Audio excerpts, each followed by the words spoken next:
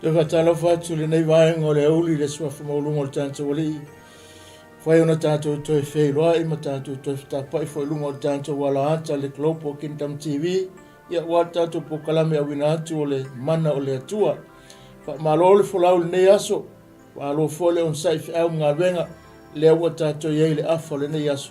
Ia mawalunga le alofa malanga lei o le tātou atua. Mana tolo so longa leifi au ma tiutero o whenga iei. Ia masa tapu nga mawana i tua asin sine maonto malawa. Ui sunga i whawhenga inga, mo lanto whatua. Ia maulungo i kalesia taitasi, ia masa lau whainga lunga tutofi. Ia malo lava ngā lue. Ule lofa le liu whapaya nana whamaea, le nā aso o manuia maanga lelei. Ia wale upu fola le fua tatu tofi tapai le nei aso. Ia wha manuina lon swafa. Whatalo whatu lunga le YouTube channel tato wala ata. I woma paanga o elo mai moma vele ia le tātou YouTube se whape nā ona mai moma iai ia ai maise lunga Facebook live vi ia le atua ilo o tau sang fia o tau tatalo maise whiau tustusia ia whai ema wha marus au ia whai ngā luenga o tau wai mai ia awale whilangalo moli o le tātou atua Waptor whatalo whare nea uli sungat whaatono sungat whengainga ia preta mo fatua fa pe fo no fo yalo ia pe fo ele por members tato TV nei ma lo lava i la sunga fa tonu ia lo sai fo nei aso fa nga luenga maise e la nga sunga to ina se vai atu ia tonu o le fina ngalo mo le atua ile mo fai ona po u fua le tau le tanga lue ia manuia le nei aso ia le sang fo ia maise tato po kala me pe ona ma pa va lo atua e ma le tina le ainga ia wa le fina ngalo mo le tato atua pe nei aso Ia, ia le tua ili nei, vaenga o le aso, o fua o le aso a mata o tiute ma whaiva o le nei vai aso. Ma lo le folau, ma lo fo i le tau atai, a whianga iai, lo tātou o tunu, ai ma se fo i le nei a tunu o mātou au o mauai i ngā luenga. Ia lewa anga mai leo ngā tono, po le afa o le nei, au au leo le aso ma fua. Ia au pape nao nanga le leipea le tua lo te soifua ma sa mātou wola. I le toe so oina nei o le tātou por kalame e pe o na masani ai i aso mfua taitasi o le mana o le atua ma ia maua nei whatalofa i le suafa man malo o Keriso lo tātou wali ma lo tātou whaola o le ua maua i le awanoa tātou te sauwhanga ai le manuia e whawawau.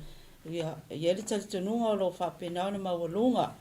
Le au ina o le masina pe o le upu au nā le tua le tino Keriso le au whātua tua a inga wō mai masani ia e mese fo i paanga o le tātou TV nei ma lor soi fo maua alo ia la tātou amata se talo le nei auri le atua le whai awanoa ma le na mafua o na maua lo mātou waso i le nei aso le whai aso fōu e fōa i le soi fō ma leo la i o tangata a mata mai le tai au se o mai nei auri e mo mori ale vi inga ma le whaftai lau fio.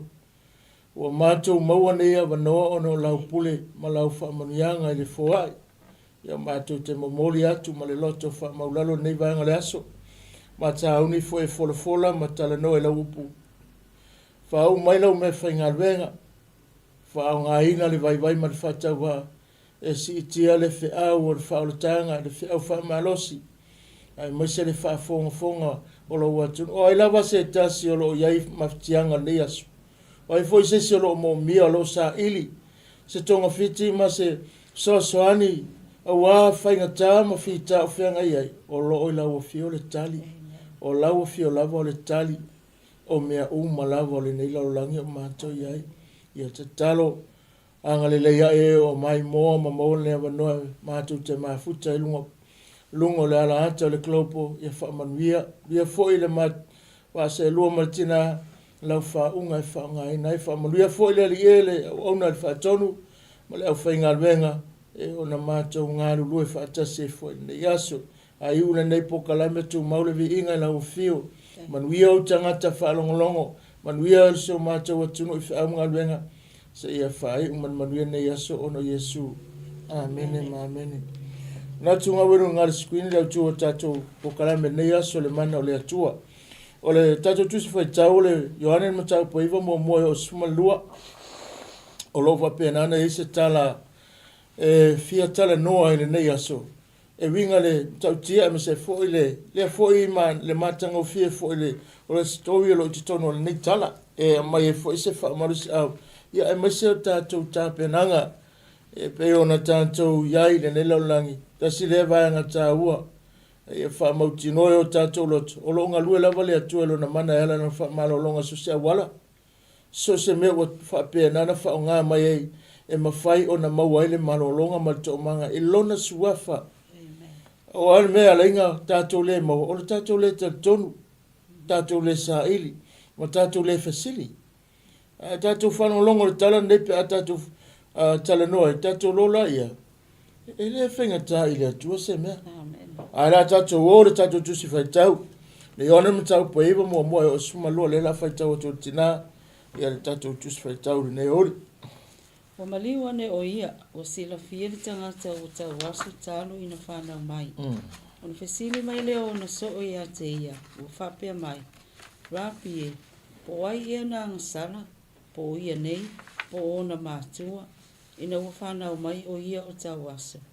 O tali atu Yesu, ele ia angasala le nei tangata, po ona mātua, ai peitai, ina ia wha lia ai o ngā luenga le tua ia te ia. E te tau no whaia ngā luenga le o au ina mai au, manu o au. E o le po, e le mawhaia e se tasi o nga lue ai.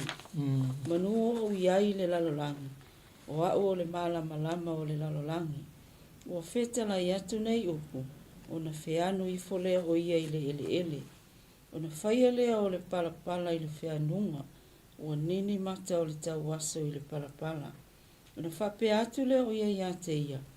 Alu ia, ina mulu i ta elenga i se loa. O lona winga, pe a whamatala ina, o le awina, o na alu lea o ia, ua mulu, ua toi foi mai, ua vaai. O na whaiane lea o e na tua oi mai ia, mai e na mua i loa o ia o na o tau waso.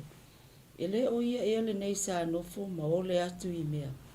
Ua whapea isi, o ia le nei, a ua whapea isi, ua fōlinga ia te ia, a o ia ua whai mai, o a ulava le nei. O na whai atu leo i la tau ia te ia.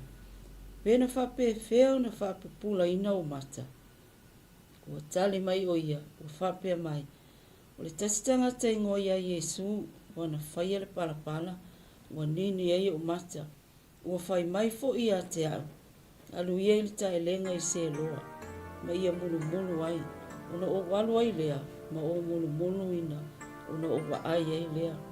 Ona whai atu leo i la atau ia te ia. Po whea o iai o ia. Ua whapea mai o ia. O te leiloa. Ia la tua whamanuia mai la tua ia na whionga o tātou whaitau. Ma tātou whanau longo ai. Ile nei wahanga o le auri tau intu maua tu ia te alo na vi inga nei se i o ile whawau lava. O le tusi o lo whamatala ai po le nei matau po lo tala noa i le tangata mai. O le tekse nei tusi o lo tala noa o le whaamalo loina o le tau aso. Ma le whiwhalo i le matau po lava le tas. I te tonu o le tusi nei Iohane. Pa mai le whamatalanga o le matau po le nei eiva o lo iai le tala le nei le lona ono le nei o whailonga po o vahavenga i le na whaia Yesu i le whailonga ina po o whaavaenga o whailonga te tele na whaia Yesu a o iai o ia i tonu utaia o lo o whaamawina le tusi le nei Ioane o le tatonunga maasani a le atunu ia po le nā taimi i utaia i le lātou mase fo le nei taimi i le vaai le tangata whapea, e lua me masalo iai le tangata, a le angasala mātua, e angasala le tamaititi, ma fuanga na. E tasina na vahenga tāua le tala nei, lea na whaamalama Yesu, e winga i le wanga whesili lau so. Po le atonua le ma fuanga le nei, e watupu i le tangata le wa whanau mai au tawaso. Ia pe o le manai au le tala nei, o lo manino e tono tusinga Ioane le whamatalanga atoa o le tusinga Ioane o le texti le o lo whamatala au ile Yesu le winga o ia I te tonu le tusi le nei, o ia o le malamalama, o ia o le whaola, o ia fo'i o le ali whaamalolo, le whaamatala I te tonu le tusi lea, e whaatatau le tangata lea, na whaamalamalama I Yesu, ia le au so I winga I le waainga le na waai e le angasala mātua le angasala le tangata lea. O le mema nai alo whaamatala I le vanga mōmua le na whai mai ua tali Yesu, e whailoa ai le mana o le atua I le lalolangi. Lua, manu o iai o ia I le lalolangi. O le tatonunga masani a le la ngu whai utaia o mala e o I tangata e mafua mai ona o se angasala e whai ai mātua. E petai ane, ua whaamala malama Yesu le tala lea, e le ai e le o mātua, e le o le tangata lea, ai na whai e le atua e whailoa ilo na mana.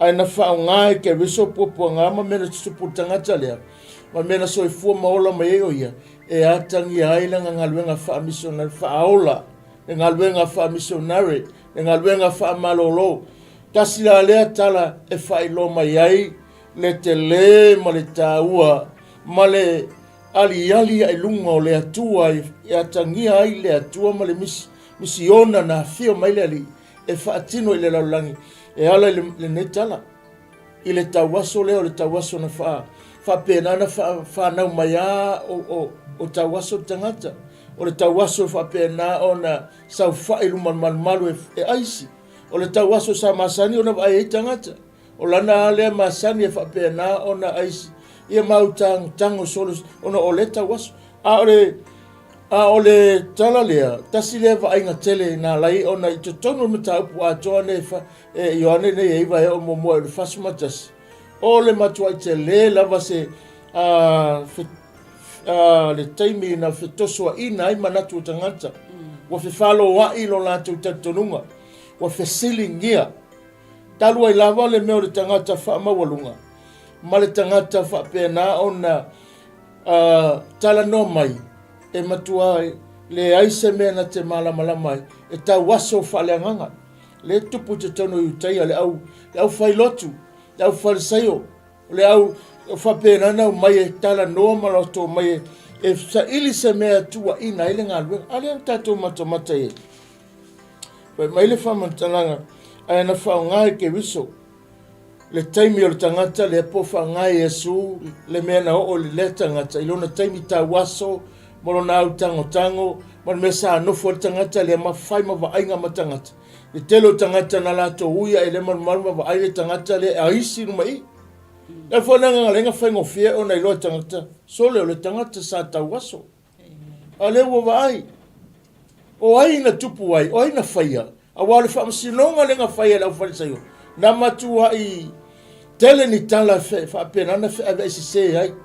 Ma tau ma whaia e milo le tūlanga o le alofa ma le anga le leo le atua I lana misiona whaamalo lo ma whaaola le tangata e tusa ma le mea na whaia ke wiso le alawa te tono ma ta upu nei ono lea tau waso whaleanganga o tangata ma o le tau waso whaleanganga ma le fia tali tonu lava e tusa ma le misiona o lo whapenana ngalua I le atua e o I le whaaola ina I le whaamalolo ina, I le whaasaoloto ina, I le tatala ina o lona mana, I ai loa tangata, e le aise tase mawhai, wale, e iai atono le tala lea, wawa pisa whame, e reise se mwhai whaapula ma te tawasu, e mwhai, e le tupu momona me ana mua, lo lato na mautatoni, a te taulanga lato tatonu ma lato puea mai, o ai la lenga whaia, a wana o arwe sida tangata nei, malato suasua o ai la le tangata alo tali wa ele kali ko ngi fe mer kali la ufarisai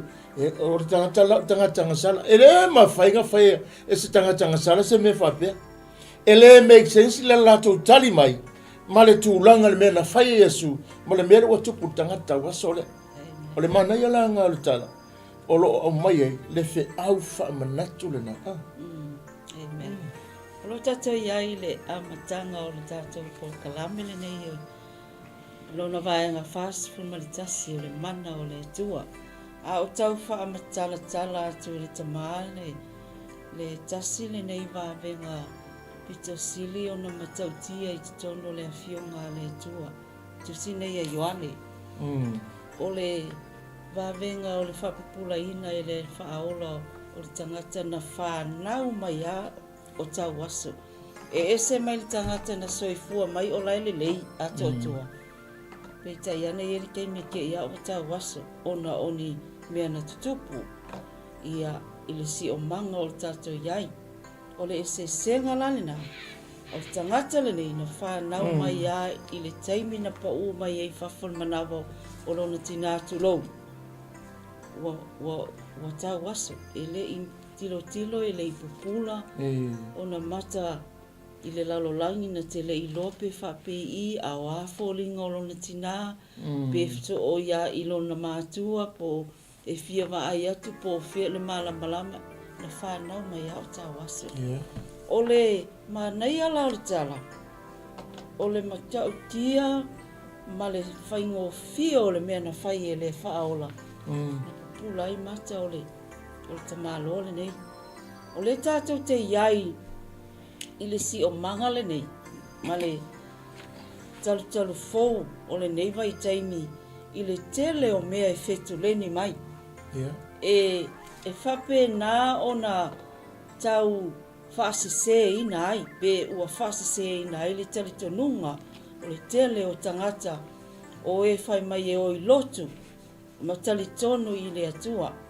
Peitai, o lea lava e tu mau le upo le atua e pe o na tātou whalongu, au ma le pō, e le ngata o lunga o le nei ala ata, Global Kingdom TV, au le tele o le social media, o lo whao ngai na ai e au na le atua, le upo le atua e wha manatu pea, ma longo puia li pea, i so se tangata whātua tua, ma so se tangata wha longo, ma so se tangata e talitonu i le atua, e le o suia le whaiva venga, wa atatu tilo i le tala le nei.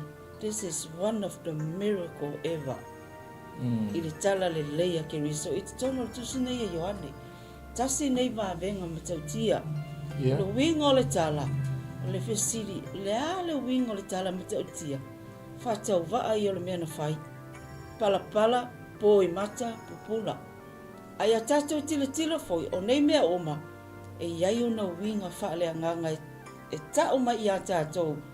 Winga o nei mea oma. Ma wha manatu mai pea, e le suia, le ke riso lava lea, pe ona ia whetalai ai, pa mai ngā lua ai, teimi nei manu o le au, amene, manu o le iai, wa o ia o le malama, o le wha manatu fo lea mo tātou uma, a o tātou iai lai le nei tala, e matau tia, le vā venga, e mana lea o le atua, e leia o ngā wha ingoa pia le nei porkalama, o le mana o le atua, ka ko ki kilo le lalolangi ma social media e ke ofo i mea e whai mai ima e le aise mea o nā mea e kukusa ma le mana o le atua. O le tele i o le nei lalolangi o tātou iai. O le tele au le lalolangi o loo iai lo lātou matuapa o lava i le tele o le ami o leanga ua fia iai i tele o tangata.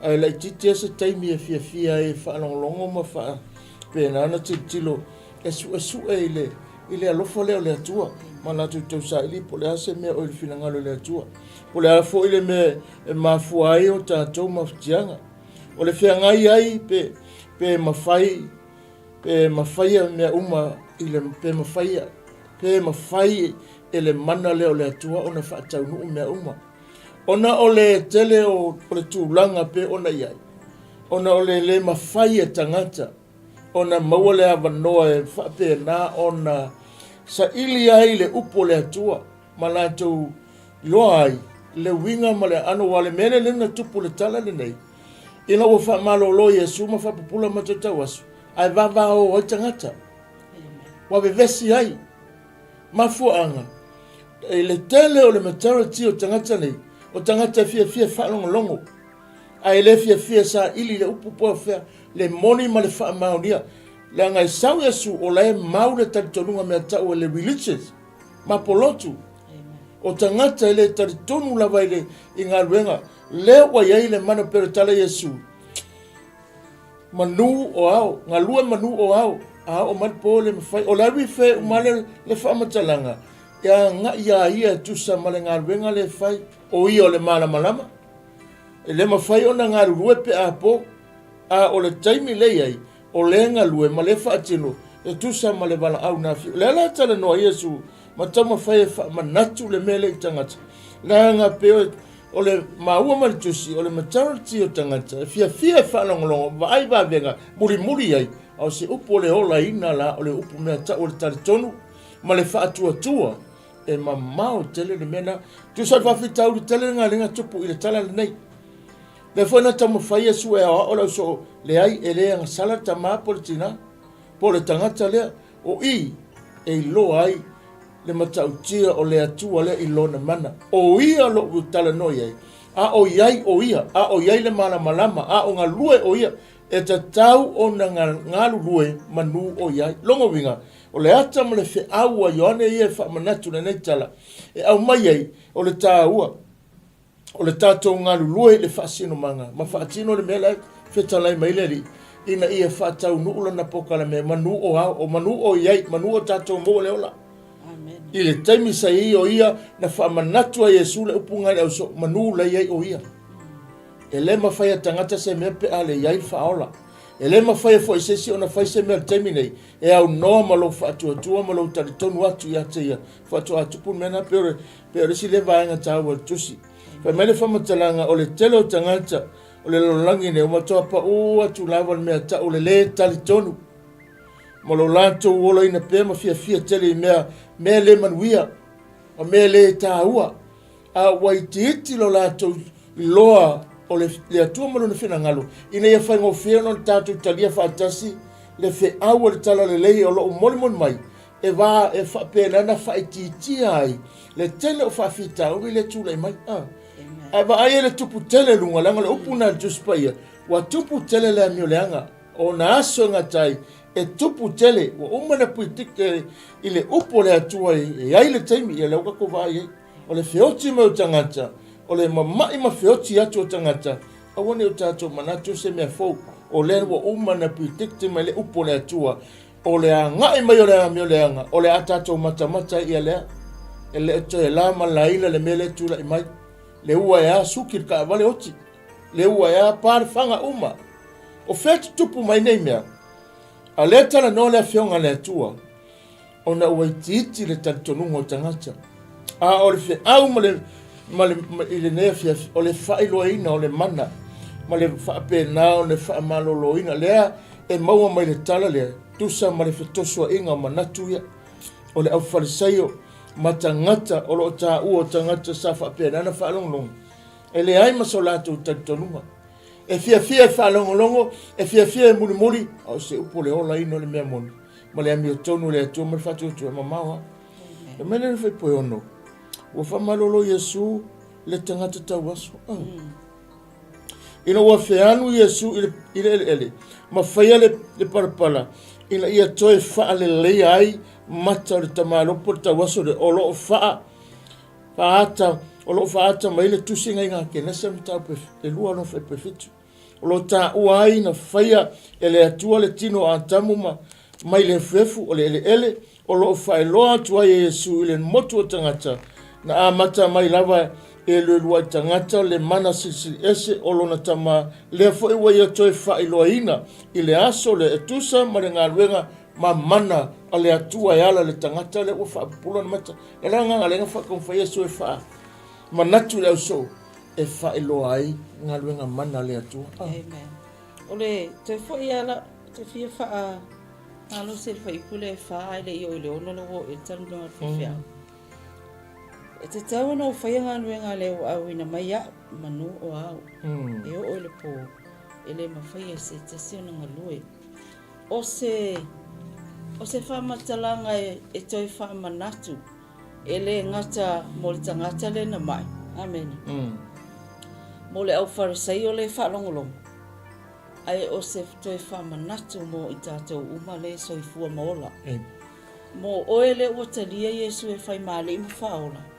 Mo au le ua talitonu. O le ala tātou me o whai le taimi le nei. Amen. O le a sau me o fai le nei taimi. A o le a fo i sau tali atu e ala i le whiaua a le atua i lana upu. A wā o i lato uma i talia i mwhatu atua i lona swafa pelo te se Ioane mo mosu manua na ia avatu i le manuia. Ta ua i lato o whanau o le atua. Once you got saved, you got Jesus in your life. Whamelo tala Yesu, a wā te tauna ngalua manu o au. Manu o maua le taimi, manu o maua le avanoa. O aile nai mai lo tua oi, o aile nai mai lo taftafa. O lau e ka le si o lo nu e tilo le keimi le ngei, te le o tanga kama. Ke le tanga kama. But the number one sickness, o le avea tanga te tunga mau, cancer. O le fesili la le tu mai ele peo na ele tala lei. Ka mali tala Yesu, wala ya se me le mafaya. Amen. Ele ai ya se me le mafaya lo tama. O le tala foi le na e teu yo ka ko lo ka tonu o ele tonu. Le mana le na le tua le fa ingoa ni nei por kalam. You got the mana ele se me le mafaya ele o oe ele o a o le tua ngai ate oi. Waka kaunga kafe la malama lea. Mo te tauna ngā lue la manu o au. Manu o maua le taimi. Awa a o mai le tu ngā mau mani wala awa le tua. Ele koe ngā lue le mana ngai a oi. E fesili ngia i fo tatou. Pe na wha pe i o na wha o ngā. A o le lui tau mani wha marasi ma ngai e si upulea. Wha me o te whaia ngā luenga manu o au. Manu o maua le avanoa. Manu o na o au le malama. O se tangata lava wa ia talia Yesu mawhai maali mawha o le laulangi le nei. I lona o langa. Le malama nai te tauna susuru. Le ala winga le fisi langa le tele tangata e tu ngā maule mai. E kele tangata o le fia maua le fiso soani lea. Ai le aini tangata e whamai a wina atu. Whamali kala e Yesu na whai tamalo alu in vai se loa. Ai whamai o le winga o le mena le whamai a wina atu. Amen. Oi a wina atu, ngā sena e Yesu ka malo, alu le vai se loa. Ai fo i marita malo ua pula. O le ata fo nā mō tātou, o se whamanatu tele fo i ngā mō tātou. A o tātou iai le nei so i fuanga, pe a maua le tātou lava no when we have the opportunity, the chance, e whaalongo i le upo le tua, take it. Take it with you. Alu ma oi. E au wina atu e le atu, e te aluaku i whawhainga ruinga, te alaku i lau ainga, e te alatu i lau kausonga lau anko, e tu tupu mea. Ai e susulu atu le malama na manu o au. Amene. Inane ia o maile wala awa le atu ia oi mao. A wai a wha momolia, oi o le au wina atu, oi o le a sending atu, o oi na ia le talitonunga, o a ule ia le wha atu o tuanga, e ala i le mana o le atua.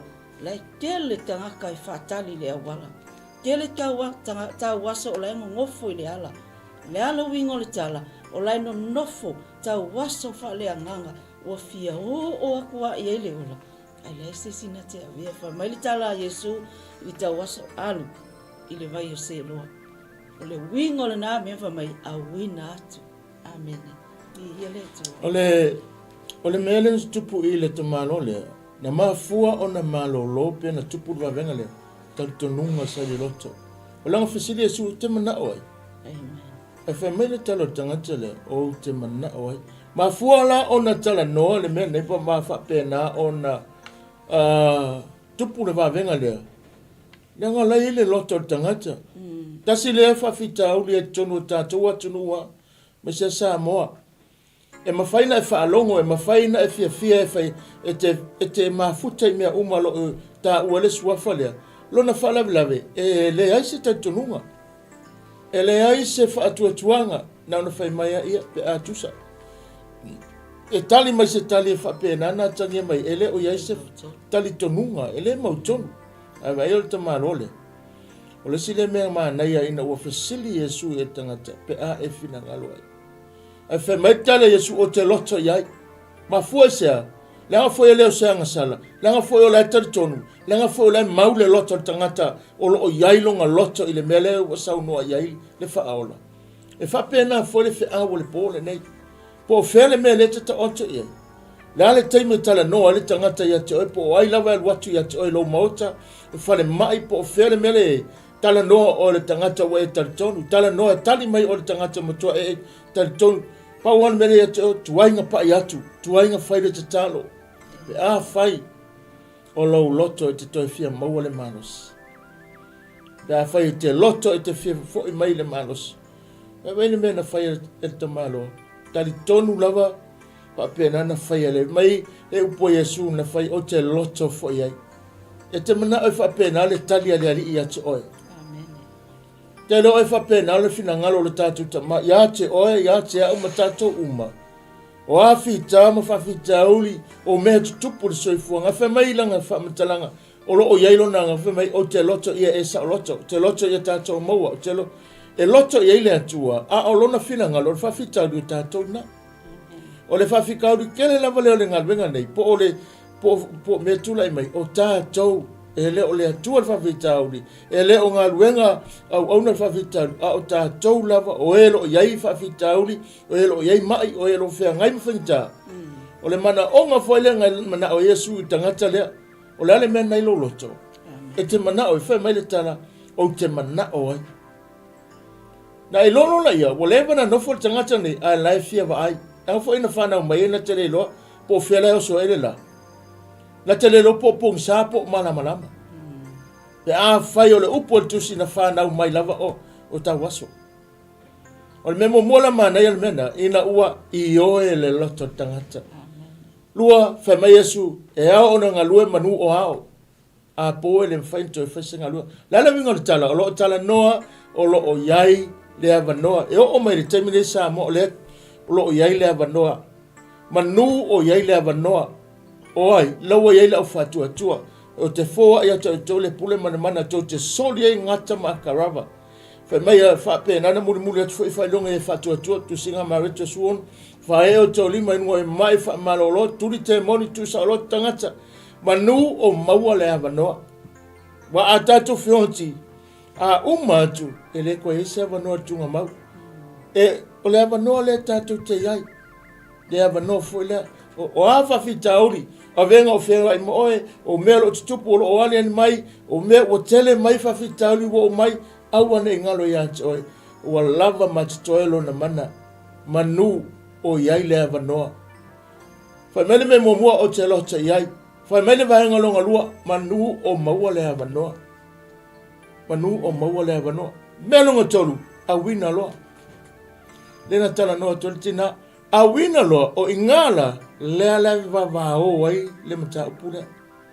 Lea la vevesi ai la wale ia, vevesi le mea le i lato tele i alu eso lato malosi, vevesi le mea sa lato le talia ina, vevesi le mea le aiso lato fatu tuanga, la koe pisa le mea nanga le aiso lato tentonunga i.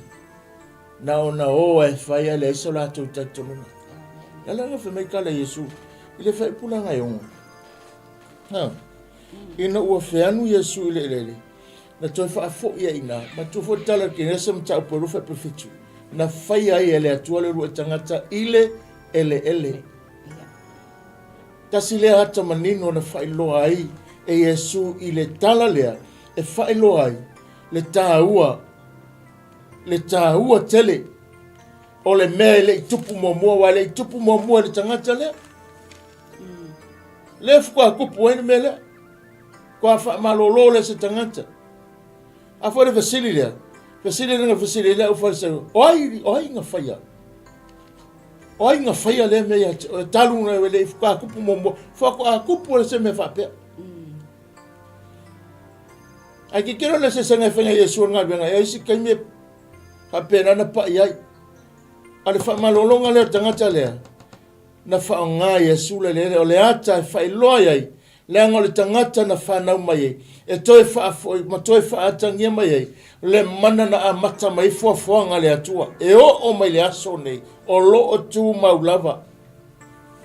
Le ala le ngalenga a apa ma toi whailoa iai, whasiri, o whawhenga tupu name, whawhenga tupu. Na whaonga Yesu. I le mana sisi eso le tama lea fo i waia te oe faa i loaina i le aso le etusa ma ngā luenga ma mana lo tātou atua na whai ai. ria tātou. E sa no wha o ngai le palapala. E sa ale mi waneinga. Te ilo oi. Ona o le palapala. O le tangata. E le I whaape na o na o iai se mea. E le I pai momo iai se si mea. E le I o iai o lona whanau mai.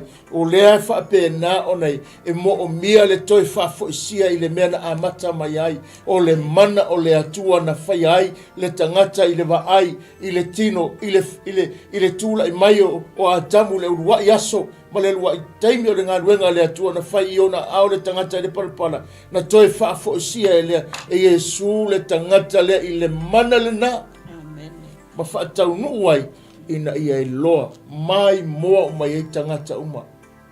Le ala whainga na ofu ai tangata. Ese fo I le whainga o le mea. E ese fo I le atu ainga. Whai mai le si talanga inga. E le I loa mai ana mua se mea whaapea. E te tau. E te tau ngā wha. Ai se awa whai le kukele I ai. Na o le amatanga na whai le atua le mea lea. Ngā le amatanga na whai le atua. Whaalua I na whai e Yesu le mele. E tau atu e ele I foi ese ele I alu ese manu o iai le avanoa. O lo o iai le avanoa. O lo o maua le avanoa. O lo o whai ai le ngā duenga lea. Alo ne whai le. E tātou te le talitonu lea. Le malama. Whapena o ne tupu le mena.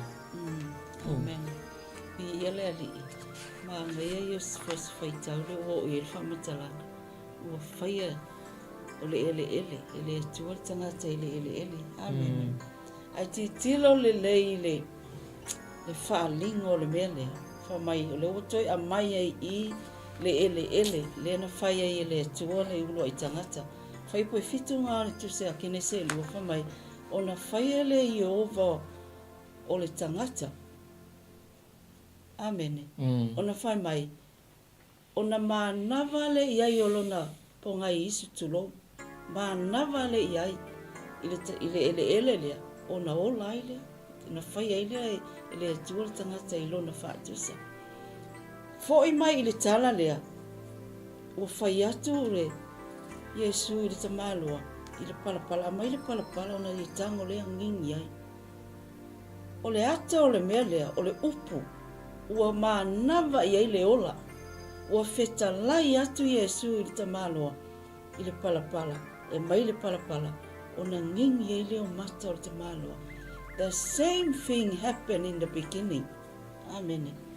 O le whaalinga le nā, o le ata. O le mele na tupu le amatanga.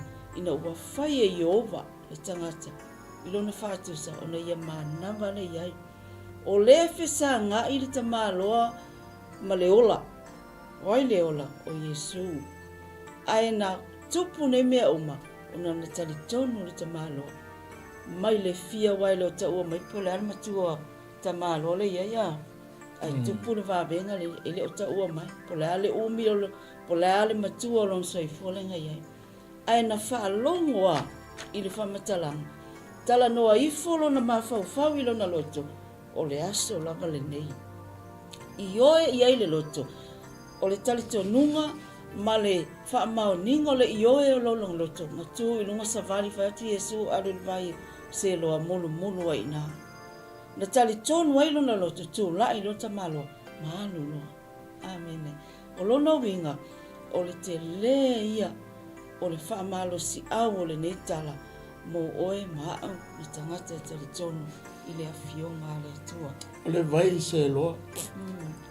Tolu o le vai se loa. O le vai le na whai au tangata le o skia. Na whau e skielu le vai le maranga au whainga ruenga. Skia na whai e. O skia nga la ko whaua le. Ia le pāle le whai na pa u whio tele si vaenga to tele. Sa whau e tangata whainga ruenga. Se ala vai la loa e o le ele. Mai se vai punga I whawhu atu. E pe o le ai. O le ala fu I lea o le tā ua o le vai ona o le tasi o le neiva avenga ma wa e na whai ai e Yesu. Pe ona tala no ai le lua tupu mta porus fulu whai punga whai porus fulu lua tupu ta porus fulu whai porus fulu ma luanga whinga tupu mta porus lua porus fulu. O le toi wha fo I maila o le vai le nei le tangata pe ole wa venga na faia Yesu ile faalinga la ole mana ole atua o se va venga ele ngata na fa pulai mata tawasu ai o mata foi ole au fa tua ya ila tou na va ai I va venga ole fa maoninga le o Yesu o ia ole keviso ole fa ola ole lalolangi le sile mea na tupu ile taimile le ngata ole ba ai le tangata le wa awina atu au ina ilo mai tangata langa taua le awina atu ina wa awina atu tangata le o le vaiselo o ina ilo mai tangata fa ilo ai na fa ilo mapupula ai mai lo mai tangata mai le taimile woi o le tangata le sa tawaso o le tangata le sa le ilo se mea o le tangata sa aisi sa fa pe na ona no mai ma fa tawa nau sau seleni ma sau tupe ma o tafia ai o le vai lea na fa ilo ai le mana ma le vavenga ma le matautia o le lua le vaenga mei lua le ngata o le ilo ai o ai le tangata tawaso le ma le awina atu I le vai lea na fa ilo ai e tangata e mamana mai matautia ma le ofo fongia o mea na tutupu I. Le foi langa I loa e tangata. O Yesu o le faaola o le lalolangi atua. Ma lato ilo ai ele ai e moni ma le maoni. Ma lato ilo ai e matautia. Wa vea foi le nei vai wa ainga ua tala ai loto o tangata. Ma lato tonu ai o Yesu le faamoe o lo tatou faaola tanga. Ato atoa lava. Ile lalolangi sa iai I utaia I taimina. Amu ia la tau na la tau loa le matautia. O le tangata ina ua la tau fisanga. Ai te loa. O le neitala. E mātu wā. O foi le lota pe a e fai tau wai. Ona o le mātu wā. To inga me whale le e fia tari tonu ai le toto. O tangata foi e mana manama. Ai le fia o I te tonu le mana manama. Aisa. E ilo la tau manatu wha walunga le anga na ye. O lo fa pena ile fai upula suma tolu se fanga su fitu fo mo se fetau mai. O lo ina ua tilo e wa malo lo wa fai lo Yesu tu langa uma tangata. Ka ko ho mano ile tala Yesu na fai ai. Ma le mena tupu ai vanga lo na lua le tala. Wala tau ta ina le sa tau waso le o farsei. O sa pati fo ina fai ai Yesu le pala. I whapapula ina o na mata. O na toi whisili leo leo whareseo ia te ia. Pena whape wheo na wa ai o ia. I whape mai o ia ia te ina tau. Ne tu mai e ia pala I o mata. Ne o mulu ina. O le nei wo wa ai. I whaiane leo I si leo whareseo. E le mai le tua le nei tangata. Awa le tausi e ia le sa pati. Whape e isi. Pema whape whea si tangata ngasala. Ona fai o fai longa fa pena o lea wa vai lua ina ai nā tau na toi fa pe atu leo I nā tau le tawasi pe se ala upu ia te ia a wau fa pupula e ia I o mata ua fa pe mai o ia o le perfecta la vai O perfecta la vai amen se fa uka tātou sa mo ai le mea wa tupu o su e o le fa fita uli la I le pito lea o le whawhitau I tele ale tupu tongu I le taimile, I le vaenga lea. E tau waso whalenganga. E wa aia la tu tele iloa. Whalongo ale la tu tele la ngona ina. Nanga le upuna tus pa ia. Whai mai tala tus. Ina ua wa ngai atu. Whai mai wa ngai atu renga whaitau ni. A o whai ele o whalisayosu esu enga ma. E whina wa inga. E winga ia Yesu sa wha malolo ina tangata masui ai. O langa e le I wha vaele ma salsalo. O le au farisayo. I le lava wha mauninga. Ai o fua I le tautua. O le nei malana tala inga I tangata. E le I fua. E le I loa. E le I whaia wha atatau ina sa lato tala e tusa. Ma le vainga na vaai ai. O le mea te tau o na lātou talitonu, a ua le mawhaina talitonu wai aisa, e wa ai le iloa. O le winga whaleanganga lo atangia mai le whaamatalanga, tau waso whaleanganga. ma le whaamaualunga o le loto, ma le te eno wewa ele tala o fai. E le mawhaia na whaia tanga sala le lamea. Wane ele sa apati langa o le tausi tu la fono. O lo lato tatonunga le suia, o lo lato whatutuanga le suia, o lo lato mau le suia. Ua wa ai le iloa. E mai, a whena whaamalolo le tanga sala. Oh, ia ui. A whena whai. A o whaia ele au wharisau su anga ma wha whina wa ina. E winga ile ia Yesu sa whaamalolo ina tangata masuia i o lang. E le i whaavai le mas salo le au wharisau i le lava o whaamauninga ai o le fua i le tautua o Yesu malana ngā luenga. E le lava. E le taitai o na lava. E le taitai o na iai ia i la tau se la ngona whapeifo e whawhitai e moni lava o le alo le atua le o whaia. Ai le ai se me whapena e musu o la tau loto. Sa moma le atunu pele whapea fo i melo tutupu le nei vai tau.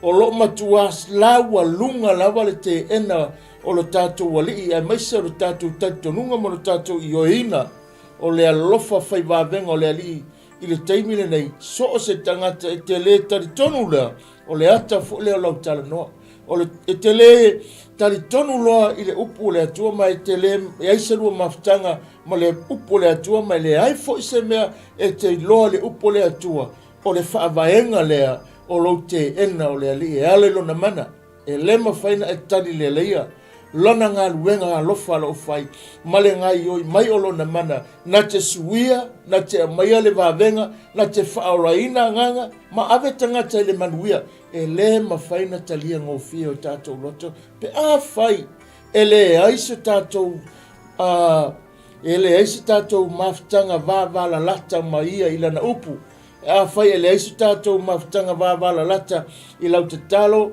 ma lou nofo whaatino ngā luenga le lei e le mawhaina e whai apea whai e le ia te au se alofa o te alofa i lesi tangata a tai o lufu luato o fito o le tala no mai e whai mai i e whapea nana e alofa atu le atua lau luato atua lau malosi atua ma lau wanganga atua whapea fwere tu la whono lua i e alofa atu le luato tua o ia peo o e lava ia atu oi e le mawhaina tupu le melea pe ale aise alofa ia tua pe ale aisa ma mafutanga wa lata e le mawhai ona o wola ina ma tupu se wa venga o le ali lo wola pe a whai o te wa ai o te le loa a whai o te whaalongo a e le langona ina aisea ua o ia te aruta waso whalenga ua o ia te aruta waso whalenga e ono te le se whete inga e ona te le se whapena ona whe ai na iai ma lato whapea ai o ina whapea mai wale tene le mero o vai atu e lunga le e so mire lunga o tangata o isi wala to tusi lato te le tonu e eise atua lato tonu le eise ke wiso e ita ma lato whapea atu ai la unga se tangata kalme nge hanga maka koe le si menga o si tamalo la unga la e tiklea le whaarokanga le talia mato e fio mai su se alwa kwale skanga ka ngu ala tala no ala fa ilo la unga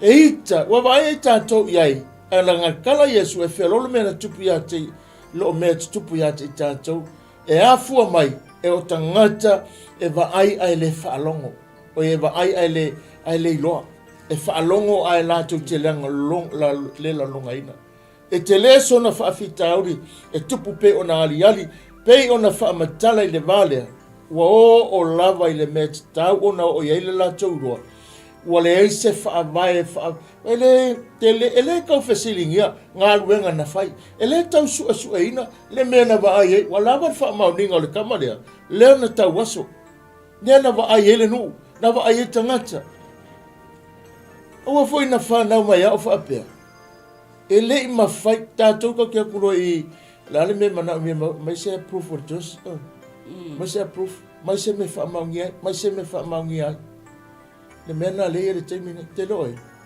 i tātou wa lava tātou whaamaunga le lo tātou whaatua ma lo tātou tātou e ma fai foi na li liu tangata pe a fai vai mai e maulo tātou tātonunga ma lo tātou whaatutua ma se tātou lo whaingaruenga le uso pa pe nana tātou ngā lulu e whaatasi e tino ke wiso le whaatuatuanga. Ai vai me foi ese foi mea whaisi. Ia whengatanga ilo e tangata le mena. Vai ele mena tamu whai Yesu. Wha malama i tangata se o ina lantou tilo le matautia ma le tuputupu ai ma le luange ma le tuputupu ai lunga o le malos anga o le mana ma le vavenga ma le misiona whaola na tele i tangata i utaia e iu ana te ena ai na latou talia ina aisea na matua i ofofongia mena whai i ofofongi Amen. Pi ele ali. O le matautia o le neitala. O le na ai le au farisei o le tangata ne ka wasu. A le o savali mai ua popula. Ai le tali tonu lava. E whameva aise, isi whamaungi. E me se whamaungi. E le tali tonu lava. O le ata fo le ngā o le vai taimini e. Ma le mele ni, ma le soifuanga le kātou te iai.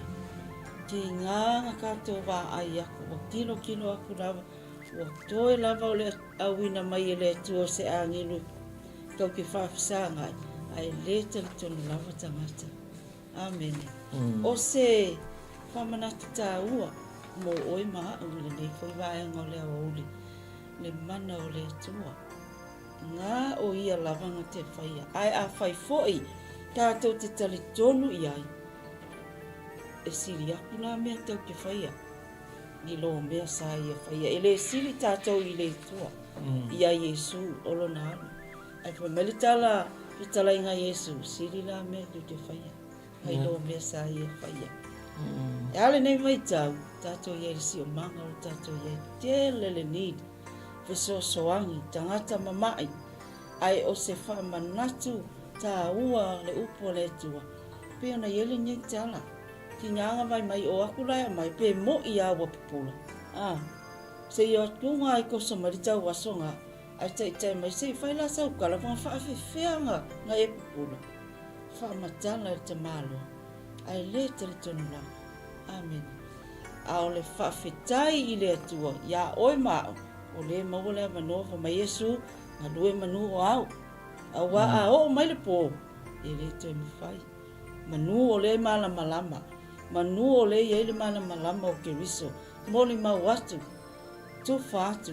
Le whaola tanga. Tu whaatu lo na mana lea. Pa mai o le wingo o le vai le. Pa mai o le vai o se loa. E le o se vai tafe. Ai kai pei o se vai. Winga le tu loto e le.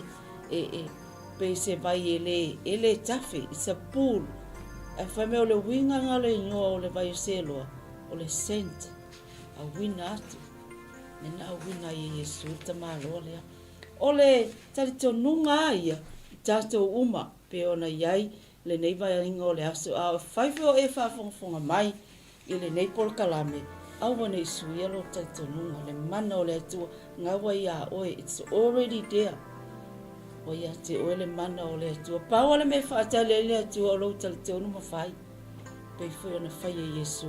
Awai nei whasili ngia tangata. Le Yesu le nai a te oe. Ma le atua le tātou te au au nai ai. Amen. Amen. O le whawhitau du teleanga Samo. O le mea o le while le e mana o asu ese mea e amaili le tatonu le. E amai e komawhai la vai. Vai oi, wa maila i te māloa. Umana mai te māloa, to mai mātua te māloa, koe whesi, e mo i enga whanga o mare, kamangi e kawasu. Vai ile me wo i e. E mo i enga whana o mai o ta wasu. Wa umana koe whesili mātua, wha mai kala mākua, o ngale whewhe o mātua i le tulafono a Roma, le nāwaita. Wa le tali e sesi tali. A wa whai ei, lenga kali ei mātua, koe whesili pe o tau i le tama. Wa uma ko inga upu matala ole aka e fa matala mai e le o se winga le e mai wa ele upu ngai nga fai polo futas fa mai kala matu matele iloa ai matele iloa pe ana fa pe fe ona vai nei matele iloa foi po ai le na fa pula ino na matu o matua ia ia to fesilia tu ia te ia na te tala mai lava o makua ma vai ona me wo ami makua a mai fa ma nge pe mo ia le lanka mare ala me ngale fa ire nga America mi ora ka wasu asa e menga le a me matu o le lua kama le whapela yo. Ai ina wanga yo mai le atu le na lofa sa o loto tangata wola tangata whapena ona wa manuia tangata lo vinga lava leo le li lo langi. Ma le lo langi le tatu e manuia lo sesi. Ka wa aila le whainga whamakalang ia ka lofa ia Danga fia raha ke. O lo vinga la, wai o lo kupu. La la mena le o ai su le kama de kemi o kawas. La mena le o ai o fasili matu pe aisea. Le manatu le anga le no fu matangata. Ai wa tupu le va venga wanga yo ile lo fo le tua. E fa aola le na mo mia. O lo fia ai o lo fia mala mala fia va ai le tangata le mala mala. Ai la fi pasia i fa fia fa pena afe fa fanga. Fa pena afe avese me etali ele mana onga se tangata le ai. Ai o le aso wa lo fa ile tua fa aola ina le tangata. Ai o ami masu asu asu se vai matua ile ma kwa I fiu tato lo te tau fa sanga. A olona fa la blave e ta waso fa le nganga. O ata ye fa matala mai pe o ile time ta waso fa le nganga tangata. E tupu lo le ta waso fa le nganga. Fa le tonu lo inga mamia. E le se mere le to mo. O vele le kemi ile rufu lima fa ta me rufu lima. Le tani mai le o ia o fa pe mai. O te lei lope se tanga sala o ia. O le mea tasi wa o loa o a o le tau waso. Ua wa o wa ai nei. Kasi ale mea ka le tau waso. Ole, ko foi mea ngea sala kaka o kere loa. O kere loa kasi mea o roa o pupula. O kere loa penga po se tanga sala pe a o roa o pupula. Vea sea. O kako wa ai sa mo o mai a te tatou le mata upo to e wha manatu wai. Manatu leanga e wa ai le loa. Wha longo ai le langona. Ma fua sea. Ma losi le te ena o le tangata. Ma losi le loto wha walunga. O nei asa pati lo wha pena na le fia ai. Ai fitua ina e wha mai. Ana se tangata a mea tonu na te ilo le atua.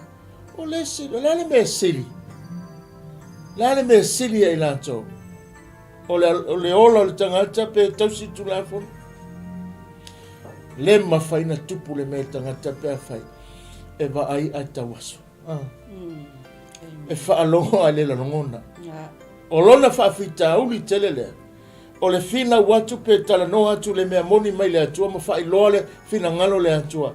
A le talia tangata tawaso aisea. E wa ai le loa. Whaalongo a le langona. O le whaafita uli le tupu tala le. A o tangata le tupu ai. O tangata tausitula. O tangata whai lotu. Le sile na mea na lato fa walunga I malo lato manatu sei e le ise sitanga tai rumo atu lato na toe fai lo mai le atua la tuli matai lato te tuli lava le tula fono na mai mose e le aila sisi na tito suia la fo nga ta mawe lato ile aso sa patile ma lato te ena ya sau yesu o le tele o ngalwenga na ia fai sa pati sau fo le tale tu se luka nga suluolo i ele tanga ta fula lima apa kwa yesu fa malo lo kon sa paki ale fa mai kala roi fa sirisu e kanga la ele se tula fono e fa sang fa malolo tanga te sapati la me se pisa asa lo le yesu fa mai apa ulo manu tonu le lua e kele ku ua e o le sapaki ke wa abi fonu o fe ele me fa maunia ma wole le ye ngale tanga ta pelo ma la to winga e ese le me tau tala e ese le me fai ma le o langa la tu te mai fa pena ona fa momua ai le o tonu ma le fina ngalo sila ai le atua le fola o le asole fa pena o fa fanga le nei tanga ta pole nei tama I le taimi na iai o ia I se manga onga fa pitoa longa o langa fia maua se me a tawasu fa pena ta ma le tala o le au fa seunga la kusosongi o fa pena na si ma fa fanga ma le se me a tupu le fa le lofo le atua wa tupu le fa manianga le atua wa lofo le atua le tangata ai o mai sa ili sue fesili ai se o ai ea se le mafai tanga sala nga fanina me le winga ma le langona ma me lo faia e le manuia o la to loto fua uma nei mea uma sau ma tono le loto sau ma tono loto ma tayo o mareko e fitu lua a lua tasi lua fai mai o mea fai sau ma eleanga o le mea sau ma tono o le mea leanga na a le mea latu fafu a tono o le mea le leila na a o le mea sau ma tonu le tala noa O le tala noa i le loto, i le me tautala mai ai, o le me whapena na e ngangana ai, ma so uma. E tupu mai le mea na, le ala tala noa ai. Le tala noa mai le fuwanu, se vetu ia. Whai upo i le fulfitu. Tali mai o ia te ilatou. O mona o tau atu i ate o tau, a tau te lei whaalongo mai la. Le whaalongo. Pese a se mea tau te fwai fia whaalongo mai ei, tu te mana na o ea ia whai o tau mana so. Le fulwanu, ona upuleanga leo i latou i ate ia, kua pe atu. O oilo na so, au i mātou nei, o so o mose i mātou. O whaal. O mātou i loa. Fitalai mai le tu ia mose. Au le nata ngata, mātou te lei lope mai whea ia. Wa tali mai le tangata, o whapea mea te i nātou. O le mea i ofo ai le nei, ina ua le iloa e o tau pe mai whea o ia. Au o whapula mai e ia o mata. O whala ofo la lea. Whai ngofia ia. Wai waina le manino. O lewa toi tala no wha manino mai lalo le tekstelo tusialia. O lana wha matalanga lea. O le ofo le tangata mai. Le malamalama le apupula. Ai malamalama le tangata tawaso. Mafuanga i sea. E tumu le loto wha maulalo le tangata. Ua iai le loto o le kewiso man malo. Ua iai le nganga le ma le loto tangata wha maa. O na saulo le tangata wha maa o wha mei ua o le loa i sea. Wa fo ile o iai se loto wha maulalo. So se tangata wha maualunga ma wha maa le loto. Ele aise la maftanga le lei ma le antua. Ele tautala fo ini me le lei. E tautala lava longa loto i me te e ai. E te ena e ia me le lei e fai. Aisea, langa le o iai tutonua. E le mena wha manga, ele toi wha manatu lea. Ale tangata ma ele sa fai le ngalwenga. O ofola, pe a fai wa o i loa o le tangata lea. A e tau te lei loa. Po o ai o ia. Le ua whato a atua se whesa. Le whaku a whanau le tangata lea. Le ua whato a i loa e ia le lalolangi. Le mata o le la i le aso lea. E ala ina ua whato a wa ai. A whaku a whaalongo le ua le uloa la vai tangata ne longo vinga. Le ua sau le tangata whato a pupula. I loa le tangata na whaia le mea. Ma tangata ua lewa na la tausi tu la fono. Le i loa lava. Le i loa lava.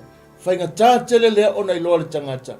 E iailo na loto wha maulunga. Te ena le tala le lei. Ma le tari tonu le pēr ngā luenga mana o le nganga o le atua. Ma le iaise la maftanga.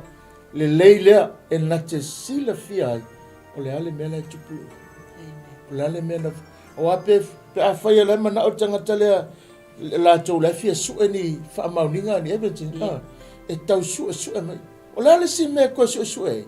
O le mato i te le wha mauninga le. I le tangata le malaua malu mau e le motu o tangata. Malatou wa aia malatou loa. Oka. A sau tangata sa tau aso. O le mea o le tala ofo le. O le ala o ke le lopo fea o le o loa kofe mai. Mātou te tali tonu ia mose. Wawai o ia tali no mai. E wha manatu mai. E le o ia i lato. E wha alongo ai le langona. Wa ai lato te le loa. O loo iai le tawaso whaaleanganga i lato. Le ua i lato lima. Ua lato sa ngai ma le manuia o le atua. Ua lato whetala no ai ma le na te mawhaia o na suia mea uma. Ai le mawhai na tupu le na mea. Pe a whai e le iai se avanoa o le loto wha maulalo le tangata na te talia inai. Le misiona alofa le ali na awina mailo na alo. E o mai le tae au le nei, le aso le nei. E tupu pele nala ngona pe a whai lava. O le winga lea o loo wa ia. Amen. O le maalia i o le whai upurina.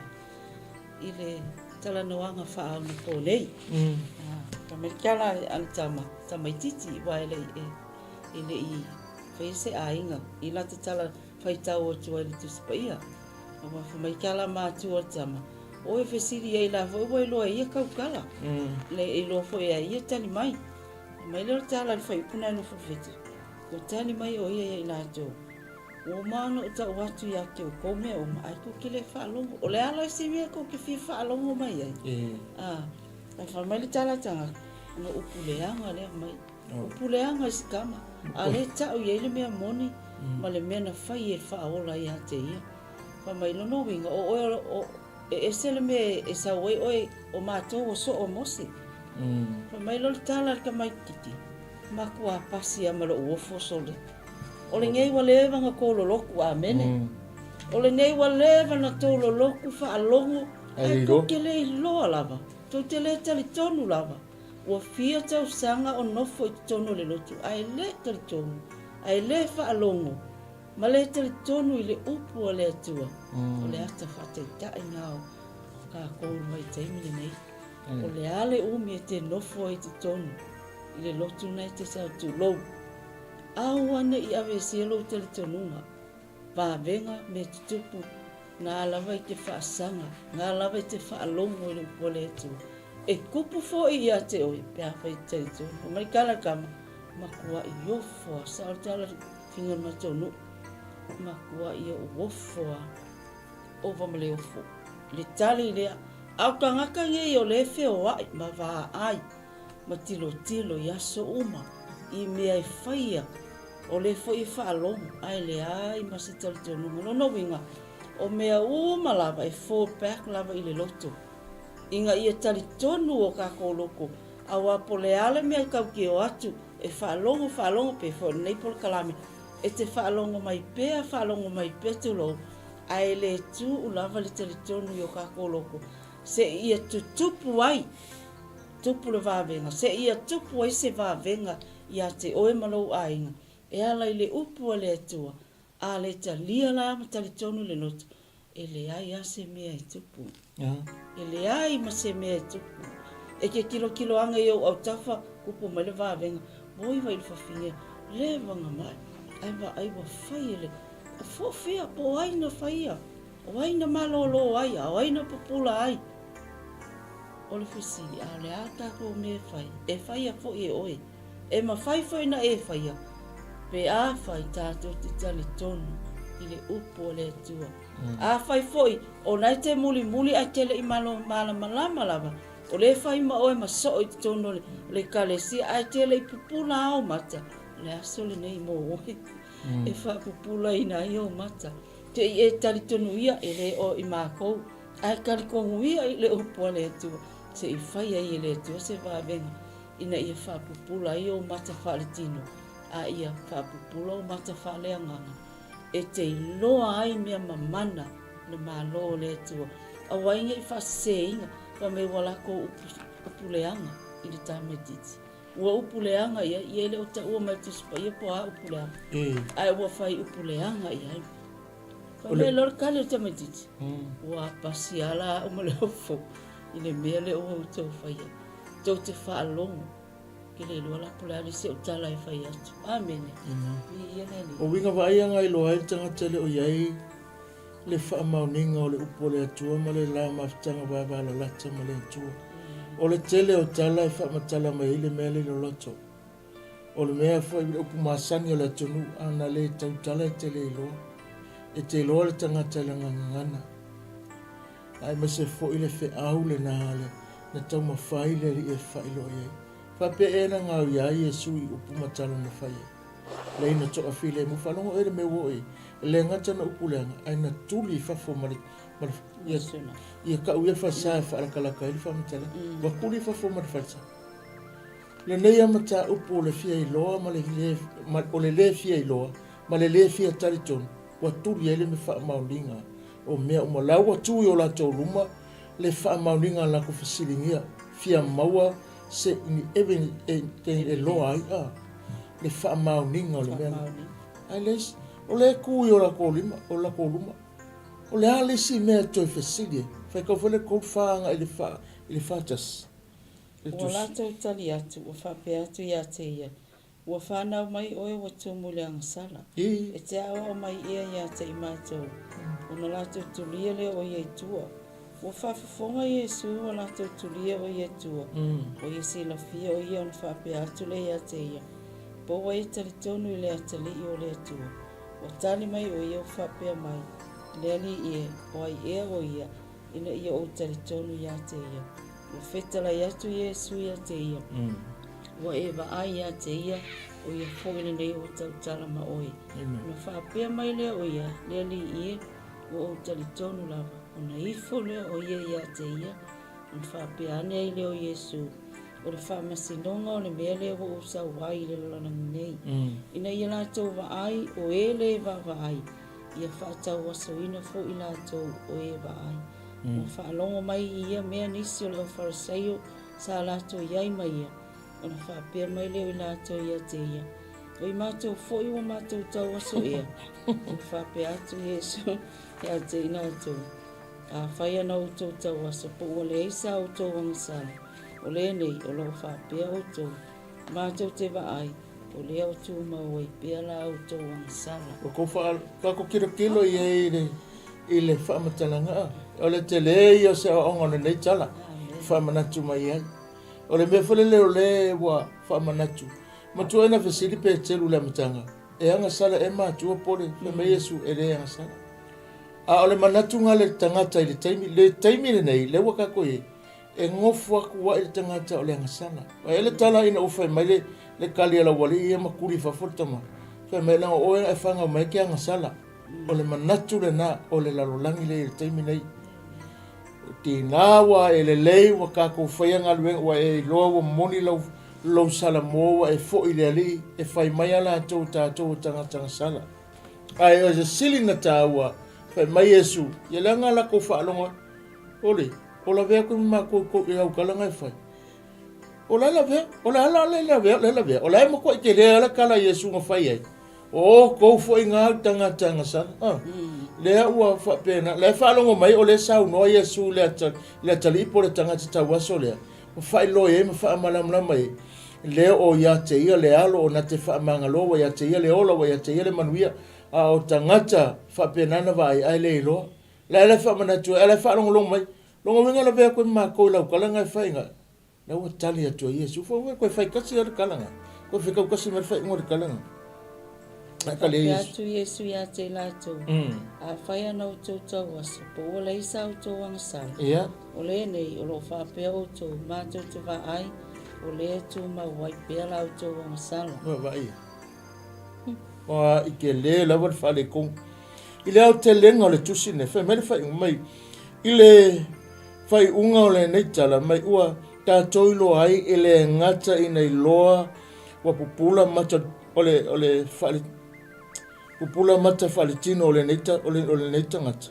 Ai sa whapea foi ona te tala aila na vaai whaleanganga ina ua ia i loa mua Yesu o ia ole perfecta ma le whai rangalia ai maise lava o lona i loa ina o Yesu lava o le alii ma le whaaola o tangatama o le au te lenga o le tala nei po le whaamatalanga Ioane le whaamatalanga nei e le ngata wai loa e tangata nei o le tangata whai wavenga o le ali o le ola o le atua manu malo o le atua o ia whaia le ngā ruenga lea lea te lenga ma le tustusinga ma le whaamatalanga Ioane ua i loa le tangata lea o Yesu ke wiso lea langa o le lua konito matau pe whawha pe wha o lo ta ota i ngale o le tala le whaatitau i le au whalisaio ma le au tusi upung le au tausilo le au whailotu le le ile tala le apostolonga whai e ngā whemei a le tala Whātau aso ina manatu i lātou o ele taritonu, ele atu o le lalang nei.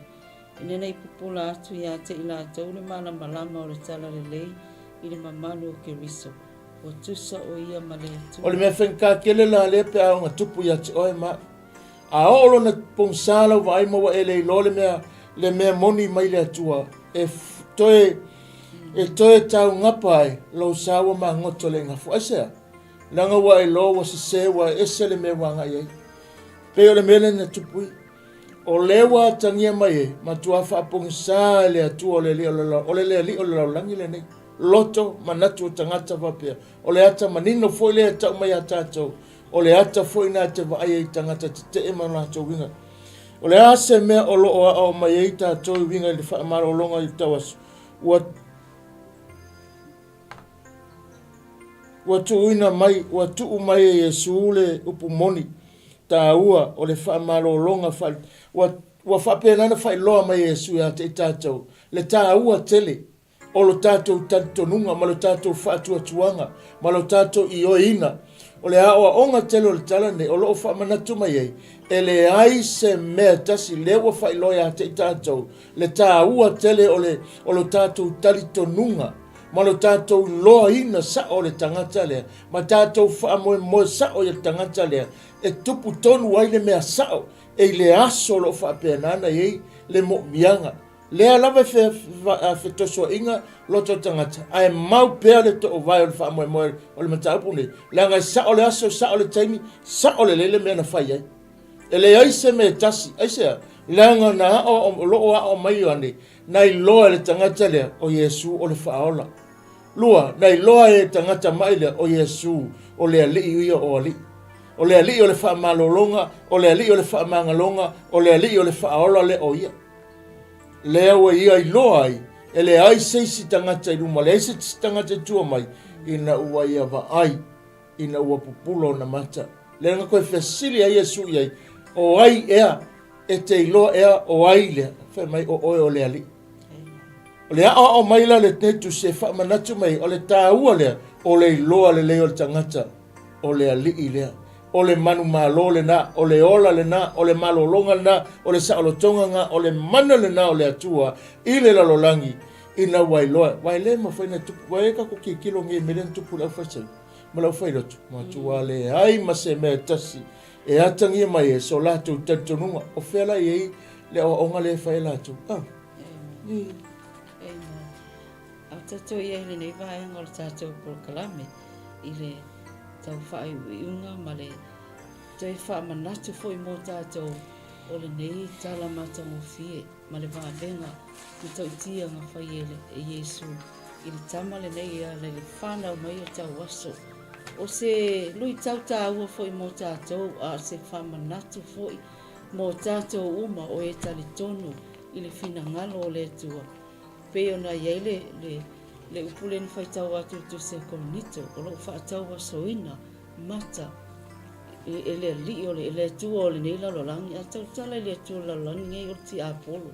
O no winga e alana le au le upole tua i le loto ma le whina ngalo tangata o lo whaatau waso ale whaalongo, whaatau waso le waai, whaatau waso le talitonunga i le upo le tua, au wa o le upo moni lea e ola ai so se tangata soifua, ma so se tangata talitonu, i lunga o le whonga ele nei, pawa le o tātou whasino manga, ma o i foi, e tātou te maua i pere ma losi whaale anganga, i aso uma, ma taimi uma, e whitai ia e pia tātou mwhawhita uli, tilo le si o manga o tātou iai, tilo i lo tātou atunuu i mea o tutupu mai, e awane i o tātou wofo ai, ai wha manatu o se langona e langa ai o tātou langona, ina ia wha tupu tele ina ai, lo tātou oli, ma le wha tu mauina o le wha tu atuanga i le atua,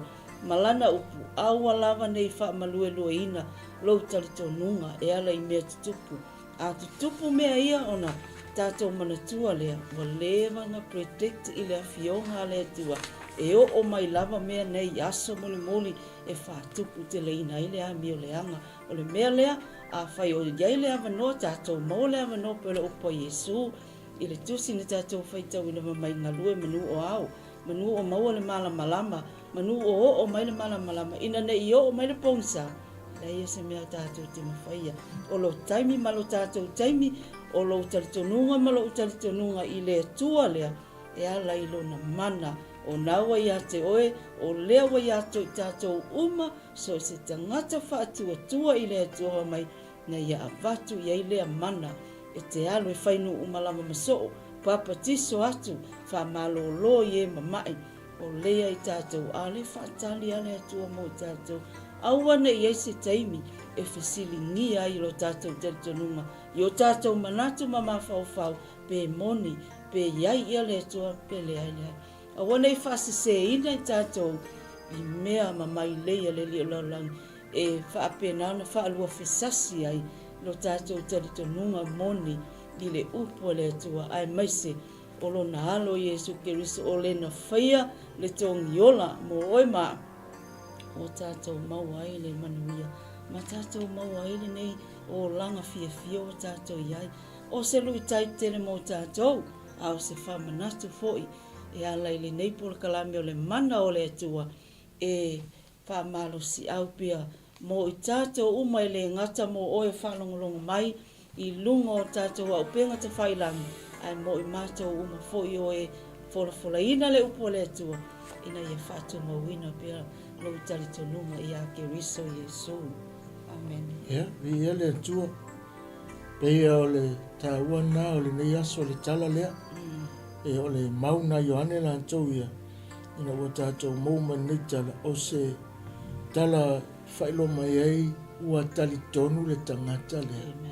O ia o le whaola, o ia o le na te whaamangaloina angasala, o ia na te taua me tonu ina le tangata, o ia fo e malolo i lona lava mana, o le misi ona whaola na, a wau whapea lava ona wina mai le atuolo na tali peto tas, ina ia le whano se tas, a ia whaatua ia te, e lato umana talia o ia, ma whaatua no soafana ia watu ele na manuia longo ia.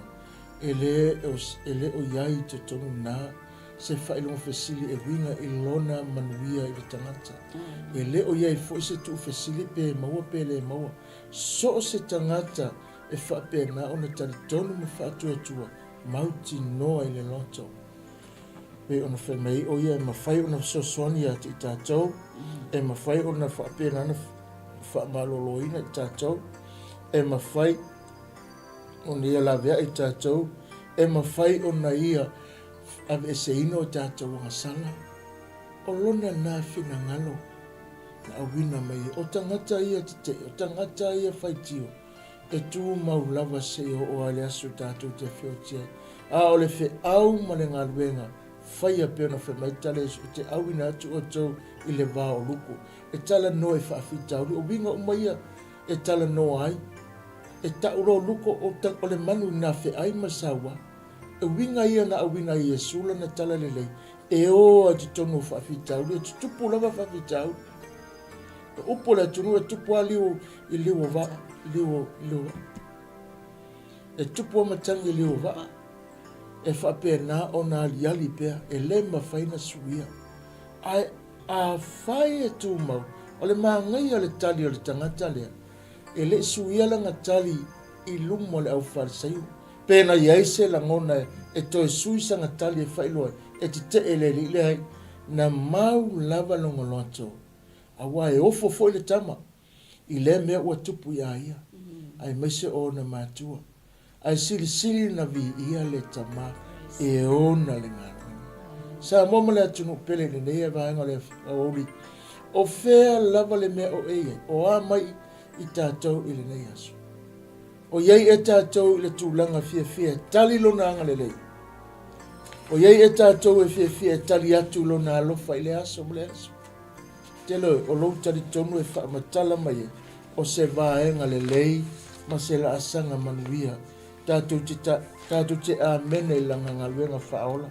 Tātou te manatu lona alofa, ma tātou whape atu, le ai o ia o le ali. Le talinga nga tali tangata, ina ua malolo, o uloa o ia o le perfecta, o uloa o ia o le whaola. Na toi fesili Yesu o le aso uloa iatea, a me o le ali. Wa lava le whaamatala mai ai, o le tāua le nao le tangata na te iloa le alofa le nao le atua. E soifua maola i le mana whaola le aso. Le ngā lalo langi le tautia. O se lalo langi wa tumu i whaitionga, tumu i mea le manuia. E kikia ku lau telefoni na o mea le anga oka, o whamatalanga o upu ma mea uma saurunga. I le o toi manuia. A o loutu mau lava, ma lau tantanunga e te mau pēle to o vai o lau whaavai, mau na i le atua, e le maluelua ina.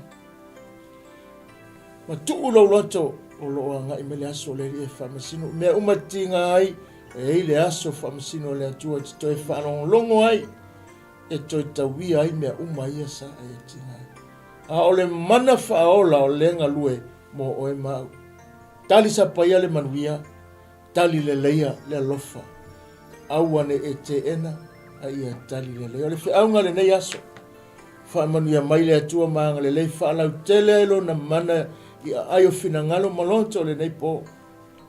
ina ia awane ia veta tau matangata wa ai ai leilo tangata whaalongo ai le langona ai ia veta tau matangata tantonu mauti no tātou loto o lo o ngai o i mai ai le alofo le atua ina ia whapena na tupupea te tātou ia whamanuia lele ina ia uri manuia tuto tutoe ia i leanga le leo lele whaatasi pia mai tātou e whaai manuia i mea uma ia manu te leina lona suafa i le nei fiafi Ile tua ia ole ai mana tātou por kalame mo le whaamalo e me se foi lātou uma o lo mafuta mai lunga o tātou live stream ile e me se foi le YouTube channel ia anga le atu le tua i tiu te mawhaiva me se foi whanau a onga ia mayama o nei ma tātou por kalame o le mana o le tua manu te leina le nei a oli.